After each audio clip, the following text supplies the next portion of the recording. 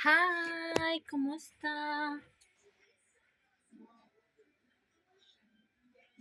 Okay lang bang video? Wala akong ring light mga sis. Normal light lang.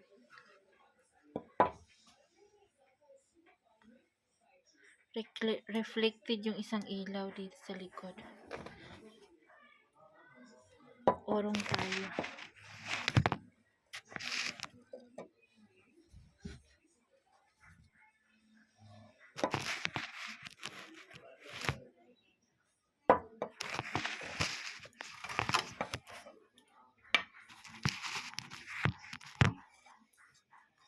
Takpan na natin yung ilaw.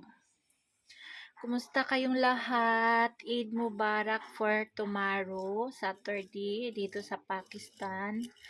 Sa Saudi, sa ibang bansa, sa Qatar ata, nag-Eid na sila ngayon, Friday. So, dito sa Pakistan is Saturday bukas ang Eid. Kumbaga sa atin pa sa Philippine o sa Christian is Christmas nila. Ang pagdiriwang. Pero pareho lang tayo, pero iba-iba lang yung pangalan. Iba-iba yung name. Kumbaga. So, yun. Nagsusuklay ako na aking buhok kasi bukas is Eid, maliligo. Maligo ang lahat ng tao kay Eid man.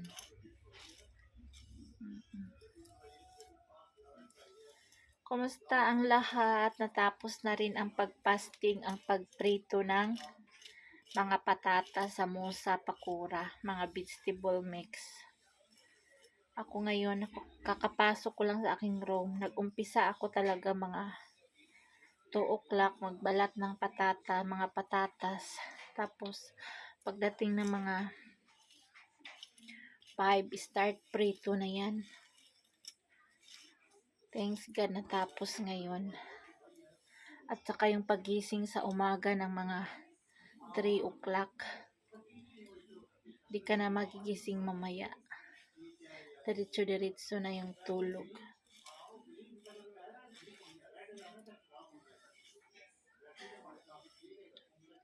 Di ako nagkukulay ng buhok ko. Minsan lang ako magkulay talaga.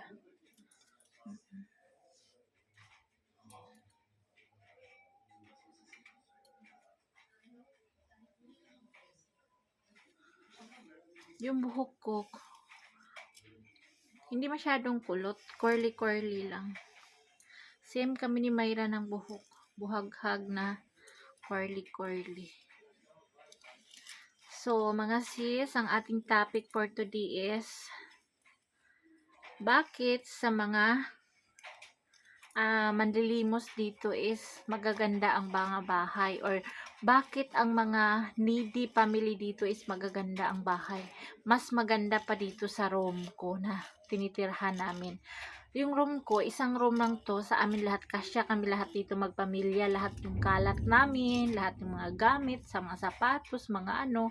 Sasakit yung ulo ko kung saan ko ilalagay. Sa dami namin, 5 kami. May damit dyan, may damit dito, lalo na yung mga bata pag nagbibihis, ibalibag lang sa mga ano, lalo na yung aking sami. Mahirap isang room lang, tapos medyo ano kayo, maraming pamilya. Okay lang kung anak mo ay isa lang. So, 3 kami. So, ang winter pa dito is dalawang klaseng winter dito, season. Winter at saka summer. Ganun ang winter dito. Kaya maraming kalat pag winter. Kasi yung mga jacket, doble-doble. So, ang topic is, bakit ang mga needy family is magaganda ang kanilang mga bahay dito. So, alam nyo guys, dito, walang ano dito, yero ang mga bahay. Talagang sementado. Kasi alam nyo, kapag hahangin dito, lumilipad yung mga bakal dito, parang signal number 5. Pero dito sa Pakistan, wala sila ditong ano, mga signal na, hindi sila ano na mga typhoon. Wala dito sa bukid namin yung mga signal. Ang ano lang sa kanila, ulan. Yung binabalita sa kanila, ulan lang, ulan. Oh, may ulan sa ganito, may baha dito, wala dito yung signal number kahit kaano pa kalakas yung ano dyan, yung ulan at saka yung ano, wala. Ang mga needy dito family, before yan sila makatirik ng kanilang bahay na simentado, ang bahay nila niyan mga barong-barong pa, kumbaga mga trapal, kaganyan. So, iikot yan sila sa mga kabahayan, mga ilang taon yan sila iikot, manghihingi yan sila, oh, tulungan mo naman kami, maggawa kami ng bahay, ganito, ganito, ganyan, kahit ilang ano lang, hollow block sa'yo, ganito, ganyan. So, makaipon yan sila sa araw-araw kapag sapat na yung kanilang kinukulikta sa mga bahay-bahay ng mga mayayaman. Kagandahan dito mga sis, kasi ang mga mayayaman dito, tutulong talaga, mag-share talaga sila kahit mga 5,000, ganyan, malaki na yun iipon dito, ganyan, 5,000, 500, isang bahay, kapag mayaman ha, doon sila hihingi, so iikot lang siya, so kapag mabuo na yung kanilang budget, ano na sila, gagawa na sila ng bahay, oo, gagawa na sila ng bahay. So, ang hollow block dito is mahal na. I think nasa 250 na ngayon ang isang hollow block dito. Oo. Yung hollow block na semento. Pero yung hollow block na yung bricks na maliliit na color brown na gawa sa lupa, mahal yun. I think nasa 30,000 isang or 50,000 isang dump truck. Mahal yun. So, ano sa kanila, hollow block lang usually. Pero sementado yun pag pag nagawa dito kay pag humahangin, nako, dala lahat yung mga alikabok, minsan may sunstorm, minsan merong ang mga bintana dito is hindi open, talagang close kasi laging umuulan ng alikabok, yun dito. Minsan yung mga mayayaman, yung bintana nila is salamin. Salamin para hindi papasok yung mga alikabok, yung mga sunstorm. Pag dumating na yung sunstorm, parang may tornadoes darating. Grabe ang ingay. Kaya pag narinig nila yun, takbo sila sa bahay nila, sirado lahat ng mga bintana kasi papasok yung alikabok. Pag dumating ang tornadoes, sunstorm, ulan ng alikabok, kinabukasan ang laking linisin. Sobra. Kahit sarado yung bahay mo, papasok yung alikabok kasi yung mga chinilas, yung mga ganyan. So, yun ang mga needy family, yung topic natin. Dito ako nagtutulong dito sa mga kalapit namin. Kasi dati nag-charity ako eh. So, kapag dito ako nagtulong sa mga bahay, yung sa sponsor ni Madam Duna at Sir Hatim from Abu Dhabi, kalapit lang yun dito. Minsan sa bayan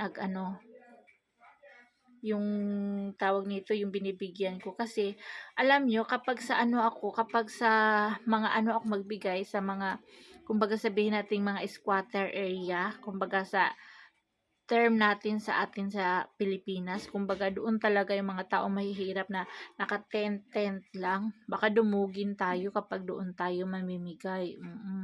Sobrang needy nila kasi naka-tent lang sila ng mga trapal-trapal, yung mga tila-tila, yun ang ginagawa nilang bahay-bahay. So, kapag doon tayo mamimigay, dumugin tayo. Kaya, dito na tayo, naisip ko dito sa aming needy, mga kalapit namin dito sa aming bahay. So, yun. Ang mga needy family naman, napakagaling nila yan maghawak ng pera, mga sis. Kasi alam nyo ba, may mga needy dito sa amin na na ganyan, na malimos araw-araw, yung asawa niya Pakistani, tapos yung yung mga member of the family nila nagtatrabaho sa bahay, yun ang naiwan sa bahay, ang dami nilang hayop. Minsan may isang dito na mamalimos, ang asawa Pakistani na mamalimos siya, yan ang trabaho niya araw-araw. So, nakaipon sila, pero yung bahay nila, hindi sila nagpagawa ng bahay ng concrete. Nakaganyan lang talaga sila, nagtrapal-trapal, mga ganyan. Hindi sila gumagawa ng bahay. Talagang practical sila. galing ng isip nila. Bumili sila ng mga kambing, tas pinaparami nila. Alam niyo yung kambing nila, siguro nasa mga 100, 200 pesos. Pag dumaan sa kalsada yan, ang bilis matapos, ang tagal matapos before sila makapunta sa sa kanilang paroroonan kasi nagparada yung mga kambing. Makikita nyo, sobrang dami ang alaga nila. Pero magtaka ka, ang pamilya ng nila, mama nila or yung asawa ng Pakistanis namamalimos lang. So, yun, napakaganda, 'di ba? Namamalimos ka tapos ang dami-dami mong kambing na alaga. Hindi mo akalain na ganun pala ang buhay sa araw-araw. Siguro iniipon nila ang kanilang kita. So, binibili ng kambing, binibili. So, yun hanggang sa naparami na. Basta ang galing nila dito, humawak ng pira yung mga Pakistani. Grabe. Hindi sila mahilig dito ng merienda, yung mga ano-ano na yan. Basta sa kanila, pag umaga, kain talaga yan. Kain ka talaga. Hindi pwede yung hindi ka kumakain kasi ang kasunod kain yan, alas 12 na. Tapos pag alas 12, gabi na. Ganon sila dito talagang roti lang. Hindi uso dito yung merienda talagang inaano nila yung pera nila, talagang tinatago. May pupuntahan talaga yung pera nila. Hindi tulad sa atin na talagang napag-compare ko yung life dito at saka sa atin sa Pilipinas na kapag tayo may pera, pupunta tayo sa bayan. Ay, gusto ko kumain ng tinapay. Gusto ko merienda ng soft drinks, ganito, ganito, ganyan. Sila dito, pag pumunta sa bayan, mga sis, kahit malayo ang bayan, nilalakad nila yan. Kahit umaabot sila ng mga 3 to 4 hours ang lakaran. Nilalakad nila yan. Tapos, ang laki-laki ng mga dala nila dito sa ulo. Lahat galing sa bahay, pinamalimos nila yung mga sibuyas, mga kamatis, mga ano. Oo, bigyan sila ng mga mga isa, dalawa bawat tindahan. Ang daming tindahan daming tindahan sa bayan. Pag uwi nila niyan, ang laki-laki na ng mga plastic ng laman ng karga-karga nilang dala. Ang dami na nilang blessings na dala sa pamilya. Oh. Pero wag ka, ang laman yan is sibuyas, patatas, yung mga ganyan, mga gulay, o libre ulam na sila. Tapos yung pinalilimusan pa nila na ang dami, siguro tansyado dito sa isang mamalimos sa isang araw na sa pira siguro nila nasa 2,000 to 3,000 per day yun ha, kasi sa daming tindahan. Tapos bibigyan ka ng 10, 20, 50, tapos pag makajackpot ka pa ng mga galing sa abroad, mo, sasalubungin mo yun, bibigyan ka ng minsan 100, minsan 200, 300, o diba, maipon mo yun, dami na. So, kaya yun, libre yung ulam nila, tapos nakakasave pa sila ng pera, ang laki-laki ng save. Kaya nga, sabi ko kay Elias, mamalimos na lang tayong dalawa. Sabi ko sa kanya, may income pa tayo, ganyan-ganyan.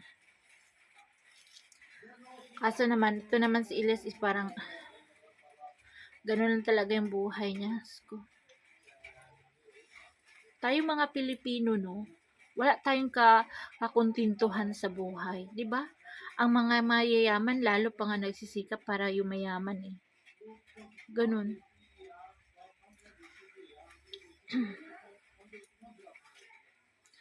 One day you will make your life successful, Rosana. O 'di ba? Kapit lang, kapatid. Walang imposible mangarap. Pero kapag hindi ka kikilos, hindi ka magtatrabaho, diyan ka lang talaga, hanggang diyan lang talaga yung buhay mo. Minsan mga chismis ko sa inyo. May dito, mayroong namamalimos dito. Yung sister-in-law ko kasi every time na Ramadan, every year, naghahanda talaga yan siya ng pera, 100, ganyan. Tuwing may pupunta dito, bibigyan niya isa-isa ng 100. Minsan naman, yung pinakamahirap talaga, bigyan niya ng 500, minsan 1,000, ganyan. So, yun. So, yun, tawag nito. Ito naman sa akin, first time ako dito sa Pakistan, yung mga manlilimos, inano nila ako, sinasamantala nila ako kasi hindi ako marunong magsalita eh. Hindi man lang ko makatok, diretso sila pasok dito sa kwarto ko kasi ako lang mag-isa dito eh. Tapos diretso sila pasok, yung mga chinilas pasok, kahit puno ng mga putik, ganyan-ganyan, pasok nila. Diretso sila upo dito sa sa bed, sa higaan ko. Itong single kong kama. Diretso sila dito, upo sila. Tapos, yung mga damit namin nakahangar-hangar lang mga dyan. Mga, uy, gusto ko yung ganyan, no, bigay mo sa akin ngayon. Ito, ganyan. Ha? Sabi ko, ha, nakashock ka. Tapos pinipilit ako kasi nga hindi nga ako marunong magsalita dati. Pinipilit nila ako. Ko nga, ayan o, damit para sa anak ko, kasya yan sa anak ko, bigay mo na sa akin. Hoy, namimilit talaga. Tapos sabi ko, labas kayo, labas, labas. Kasi hindi ako marunong magsalita, kunti lang. Sabi ko, labas kayo. Doon kayo sa kabila sa sister-in-law ko. Sabi niya, no, no, no, no, no, no, no, gusto ko yung mamimilit. Tapos, hindi na ako talaga, makapagsalita. Tinatawag ko na yung pamangkin ni Ilyas, pati yung sister-in-law ko. Anuhin mo nga 'to kasi hindi makinig sa akin eh. Kukunin yung mga damit, ganito, ganito, ganyan. So, pinapagalitan nila. Sabi niya, susunod ha, huwag ka nang pumasok dyan. Dumiretso ka dito sa amin sa kabila. So, yun. Susunod-sunod na yan. Ngayon, taon-taon na. Pag ganyan, sabi na ganon, gaganon agad yan sila pag makita na ako. Sabi ko, wala, doon ka sa kabila. So, yun ang tinuro sa akin ng sister-in-law ko. Pag may dumating daw na ganyan, ganyan, papuntahin doon agad sa kabila kasi nga wag nang papasukin dito kasi baka ano-anong kukunin, ganyan-ganyan. So yun, pinapunta ko sa kabila. So ngayon, hindi na sila dadaan dito sa akin. Hindi na sila papasok kasi sinabihan na sila ng sister-in-law ko. Lahat ng ang daming dito, mamalimos dito, pupunta dito, mga needy family. Kasi bibigyan talaga ng sister-in-law ko ng pera. Hindi sila uuwi ng walang bigay. Binibigyan sila. Tapos yun, marinig ko yan sila. Nilalait nila ako. Nung na ngayong, na mga kasalukuyan, mga, na ako dito mag 10 years na ako dito. So, mga taon-taon, bawat taon, pagpunta nila dito, yan, pagdaan nila dito sa pintuan ko, 2-3 piraso yun sila. Tapos, yung kasama niya, bago kasama. Tapos yung isa, pabalik-balik na, yun ang napagsabihan ng sister-in-law ko. Sabi niya, ay nako, wag ka dyan manghingi, wag ka dyan pumasok kay, hindi magbibigay yan. Sabi nga, madamot yung na yan, yung baji na yan. Sabi nga, madamot yung sister na yan. Ganun siya, ginaganon nila ako, madamot yung sister na yan, yung baji na yan. Wag ka na dyan, wag mo siyang kausapin, ganito, ganito, ganyan. Ginaganon na nila ako, chismis na nila ako na madamot daw ako, ganito, ganito, ganyan. So, yun naman ang turo sa akin ng sister-in-law ko na wag kausapin. Sabihin ka agad nga doon sa kabila, doon pumunta doon sa kabila. So, yun, sumunod ako sa sister-in-law ko. Bawat dito ay punta, doon kayo. So, yun, maririnig ko yan sila. Pag dumaan dito sa pinto ko, bulong-bulungan na yan sila. Sabi nga gano'n, wag ka dyan, wag mo nang kausapin yan. Doon na tayo sa kabila kasi hindi naman nagbibigay yan, ganito, ganito, ganyan. So, yun. Ngayon, hindi na sila pumapasok dito sa pintuan ko. Kasi, pag pumapasok nila, inuobliga nila ako, pinupursige nila ako. Yung tinatakot nila ako kasi nga, hindi ako makapagsalita ng diretsuhan. Yung salita ko, bako-bako, kuba-kuba. Yung salitang ordo, konti-konti lang. Hindi yung full sentence by sentence, ganyan. Kumbaga, isa-isa lang, ganyan. So, kaya, sinasamantala ako ng mga manlilimos. So, yun.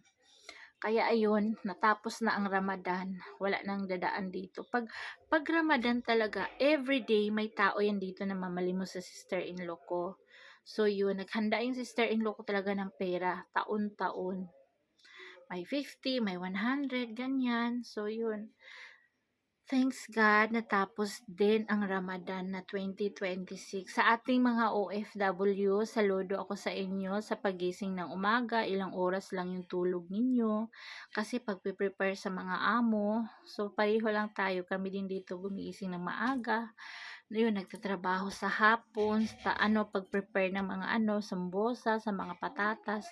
Natapos din, o 'di ba? Natapos din talaga. So ngayon, relax relax na. Natapos na ang lutuan na. Maraming isang sakong patatas. Ang isang sako ko na patatas siguro na ang natitira is yung mga maliliit na lang, maliliit na bilog-bilog. Yung mga malalaki na ubos na. So yung mga natira, gawin ko yung curry ulam namin. So, thank you so much. Sana all sa ating kapatid na Islam, brother and sisters, Allah will bless us this month of 2026 na Ramadan. Eid Mubarak to everybody. Salamat and God bless us all.